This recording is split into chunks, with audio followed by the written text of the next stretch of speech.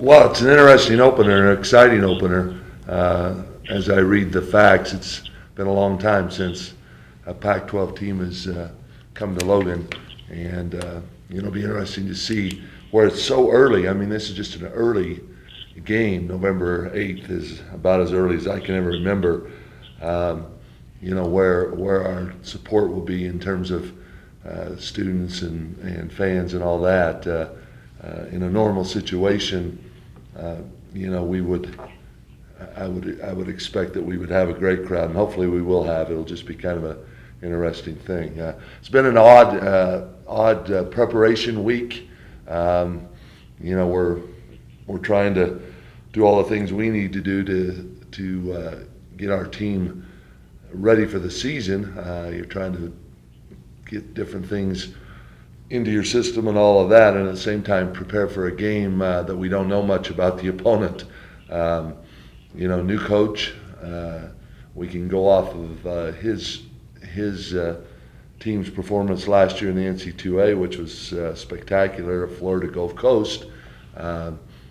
We can find out as much as we possibly can about personnel, but we don't have any film to work with, so that's a challenge, trying to decide what to prepare and what to expect. It's kind of unknown, and they're I think in a little bit of the same boat, although they're not looking at a new coach. They can look at what we've done in the past and those kind of things. So we're aware of some of their personnel, not aware of all of their personnel, and our guys I think are excited and anxious to play, and obviously a good challenge with USC coming in. How come you don't have film? I guess they don't have film on you from this year either, though. It's an interesting thing. The NABC kind of stipulates that you exchange film in a normal situation. So if it was later in the year, we would give them a certain number of film, they would give us a certain number of film.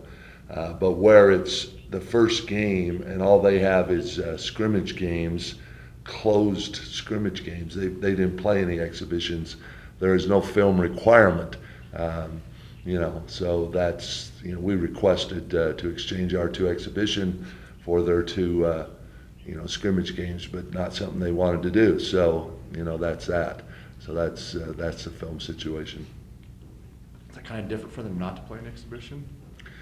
More and more people, Sean, are going towards playing scrimmage games against Division I opponents, because in your exhibition games, you can't play Division I teams. So, but in your scrimmage games, you can have a closed scrimmage.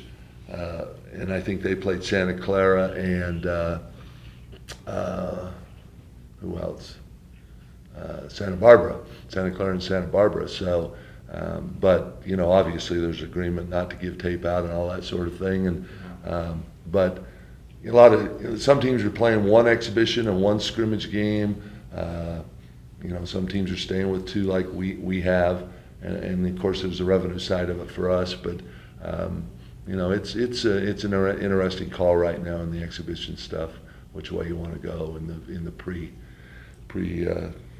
pre-start, I guess. There's something about your team that you're more concerned about, or feeling like you need to still work on and get ready?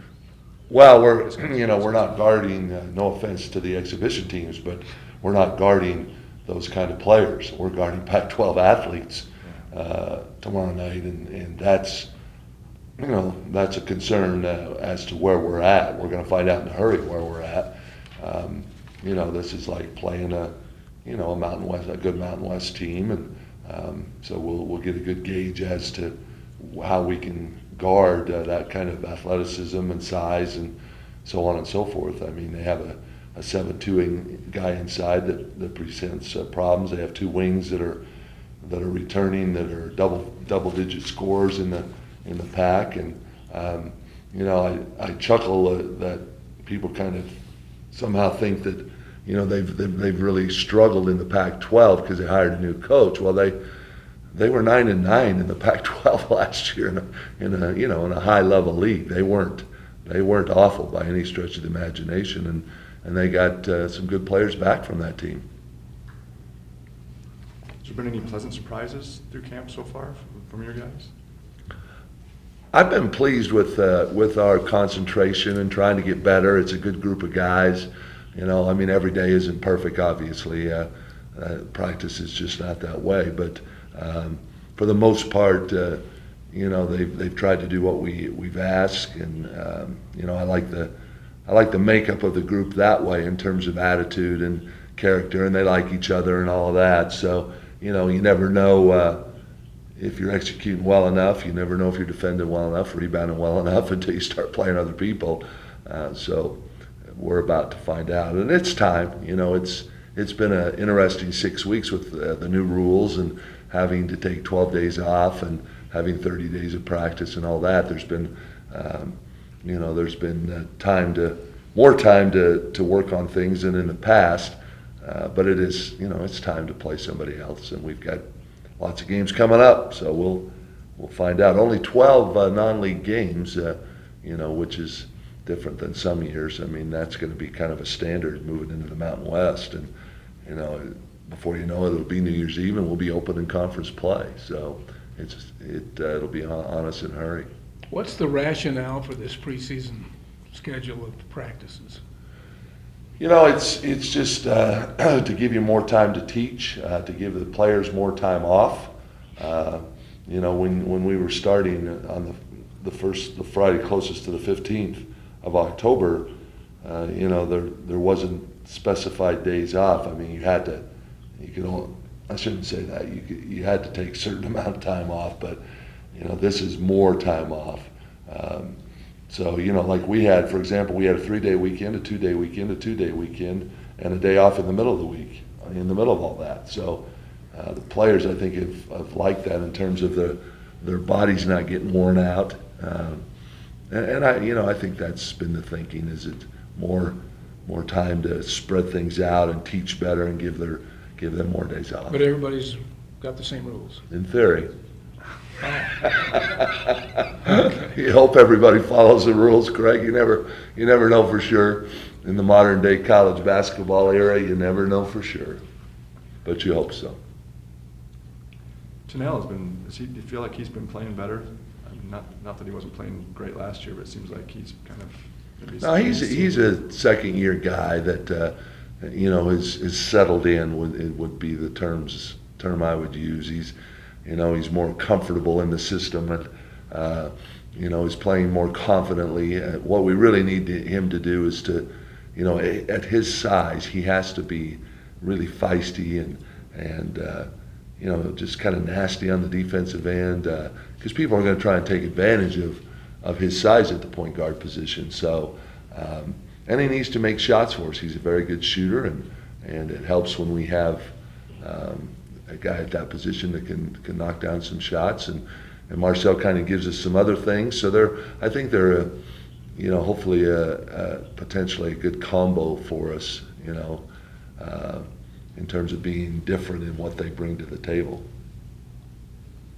Need them both to play well, that's for sure. How athletic is this 7'2" guy?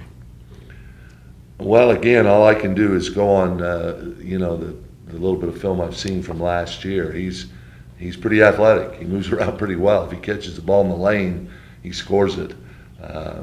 You know, and he's hard to keep from doing that. If you give him an angle to the basket, he's too big to stop. So he's got a really good offensive touch, and he moves around well from what you see on film.